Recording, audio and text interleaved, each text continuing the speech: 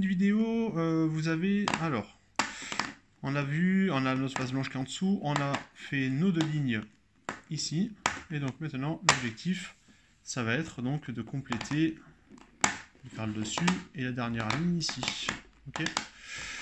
Donc quand vous avez fait donc, ces deux lignes, l'étape, ça va être d'obtenir une croix jaune ici. Donc là, vous voyez, j'ai une ligne, donc c'est très bien.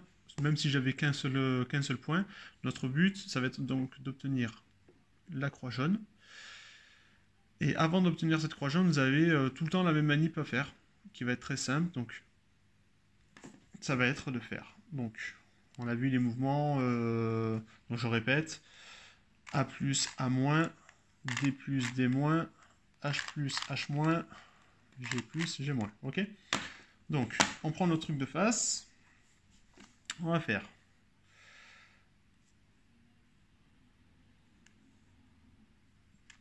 On va faire D moins. Donc, D moins, H moins, A moins. H plus, A plus, D plus.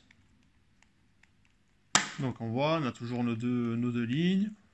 Sauf qu'en haut, je n'ai plus ma ligne jaune, j'ai un espèce de carré. Alors là, c'est important parce que en fait, je vais avoir besoin juste de faire à nouveau la manip que je viens de faire. Ce qui est important en fait, c'est que j'ai ici, vous voyez, comme un J.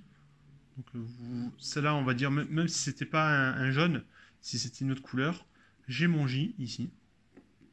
Si j'étais là comme ça, j'ai pas de J, hein, vous voyez.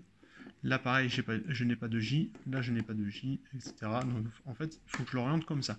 C'est important parce qu'en fait, si vous faites de la manip et que vous l'orientez mal, ça ne va pas marcher. Donc, en fait, dites-vous, il faut que vous orientez votre Rubik's Cube de manière à, quand vous le regardez de face et du dessus, que vous ayez un J comme ça. Donc, hop, hop. Et donc là, on recommence. D-, H-, A-, H+, A+, D+. Et là, c'est magique, on met toujours donc nos deux lignes. Par contre, j'ai bien ma croix. Voilà. Donc là, une fois que vous avez fait cette partie-là, on se retrouve dans la prochaine vidéo.